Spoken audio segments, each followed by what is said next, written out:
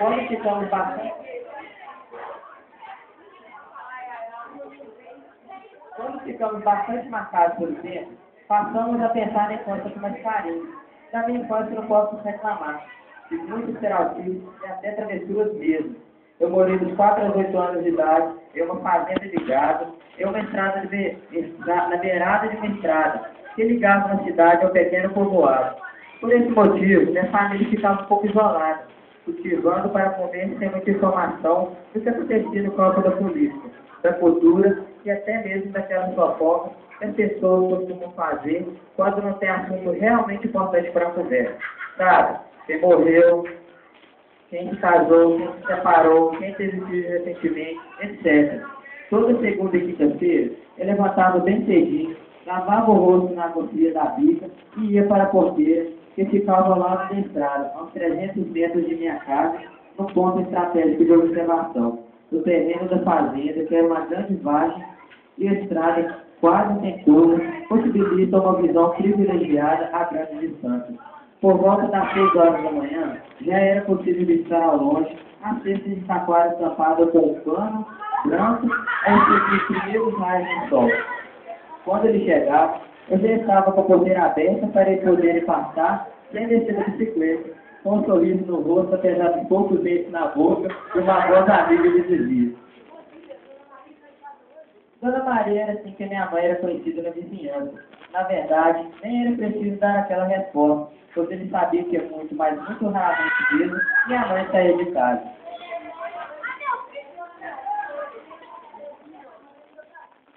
Lá de dentro da nossa casa humilde surgia minha mãe rodeada pelos meus 3 irmãos mais velhos e com o caçula no colo. Minha mãe era uma ótima quintadeira muito conhecida na região, por seus brotos e biscoitos assados no forno de barro, em forma de folha de bananeira, sendo sua especialidade a broa de arroz.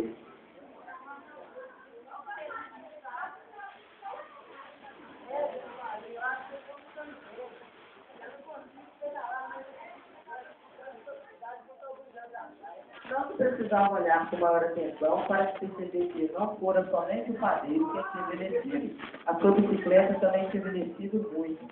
Já não era tão eficaz como 15 anos atrás. Na bicicleta foi colocada uma sombrinha de praia que servia para diminuir o castigo constante do sol e da chuva. O padeiro era um homem de pele parda, estatura mediana, aparentando 55 anos de idade, e que sempre andava com a bermuda azul marinho e uma camisa de manga comprida listrada, uma botina de couro. Com a minha família reunida em volta da cesta de taquara, só faltava meu pai nessa hora, que havia saído para tirar o leite das vacas. Dizia o padeiro e depois completava.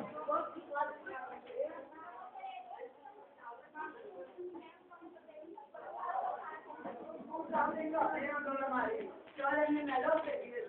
Vou pegar quanto quiser. Depois ela vai mandar broa de arroz e nós vamos pegar.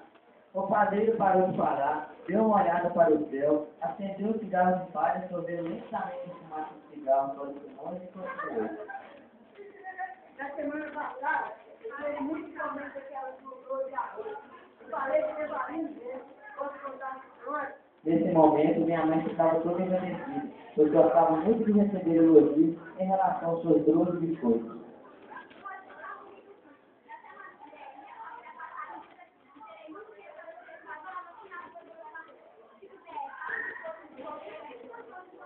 Não, só broa de arroz mesmo. Nós somos minha coisa de mandioca. Todos os anos eu faço, tem coisa. Hoje, além de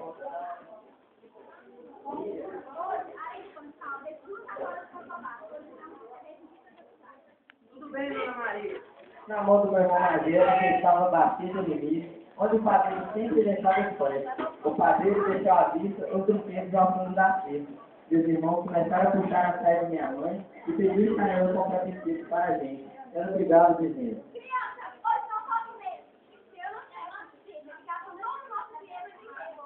Criança é assim mesmo, Dona Maria. Pode deixar que eu vou dar um pequeno dinheiro para casa, eu não quero. Ele pode, quando a senhora quiser comprar mais. nós ganhamos realmente pequenos brinquedos. Meus irmãos mais velhos ganharam a pista. Eu ganhei uma língua de sogra. E o caçula não ganhou nada, pois não tinha propriedade. Como sempre, eu acompanhei vocês.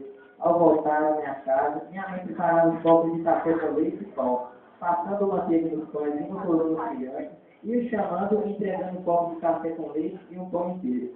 Quando acabávamos de tomar o café, eu ia levar uma caneca grande de café e um pão inteiro para meu pai. Aí, debaixo da vaca, ele pegava o pão e comia todo ele em 2 ou 3 sentadas apressadas.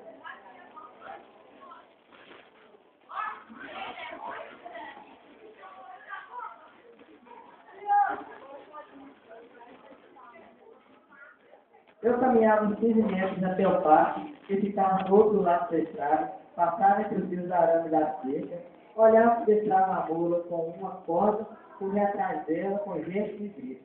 Assim, meu primeiro emprego era caçar a mula, para depois de apanhar as vacas, meu pai conseguisse domá-la. Lá no curral, meu pai viu um momento em que a mula para em certo canto da cerca do parque, e sabia que a hora certa de colocá-la na carroça, quando levava o leite para cooperativas e produtores rurais. Como acontecia na minha casa, o padeiro era muito esperado por todos os moradores. Nas casas onde havia pessoas de estrada, o padeiro fazia papel de jornaleiro, vendendo revistas e dando jornais velhos para a leitura. Nas casas dos analfabetos, que era a maioria, ele era chamado para ler cartas, bulas de remédio, recados para ajudar aquele povo sofrido a ter um pouco de informação. Ele fazia o papel de carteiro, levando e trazendo recados, notícias, cartas com mais variados temas e assuntos. Basta dos sonhos. Minha filha Cleusa teve um menino com saúde, mas estamos precisando de roupa para o bebê, pois fomos pegos de surpresa. Agradecida dona Julieta do senhor Francisco Barabé. Senhor Antônio da Farmácia, já faz 2 semanas que meu filho Marcelo não para de jacazinho. Eu não tenho remédio para ele melhorar o estômago. Se tiver, mande com o padeiro. Depois eu mando o meu Pedro da Fazenda Nova Invernada. Senhores pais, devido a problemas de saúde, eu não poderei dar aula nos próximos 15 dias. Agradeço a compreensão de todos. Dona Glorinha, professora do Colégio Nossa Senhora da Conceição. As pessoas que compravam pães com dinheiro eram somente os vendedores, pois os empregados não recebiam uma remuneração digna. Na sua grande maioria, trabalha por casa de comida. Como não havia dinheiro, o padeiro tornou-se macaco trocador. O que ele trocava em uma casa por pães, na outra trocava por galinha. Aí em outra trocava por farinha de mandioca ou milho de pipoca. Sendo que no final, os produtos da troca eram vendidos na cidade. Certa vez, eu escutei uma conversa do meu pai com o padeiro em que eles falavam sobre as dificuldades que os trabalhadores passavam nas fazendas e sobre a falta de reforma agrária no Brasil. Ainda lembro das últimas frases da conversa. Perguntou meu pai então se Repartir a terra deveria ser de todos. Parece uma redundância linguística. falou ele com ar de sabido no assunto. Mas é a realidade. É muito não há igualdade. Eu não entendi nada no momento, mas gostei das palavras e de como foram ditas. Hoje, após ter visto e sofrido na pele as consequências da má distribuição de rendas de nossos pais, compreendo aquelas palavras.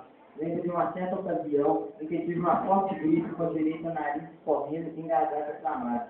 Passei vários dias só comendo um pouco de pão molhado no café, depois de 3 dias não comia nada mesmo. Além da garganta inflamada, tudo que comia vomitava rapidamente. A minha mãe sempre me incentivava a comer algo no exemplo. Falei para ela que queria comer. Era carne de peixe da ilha e acará. Nunca tinha comido nenhum dos dois.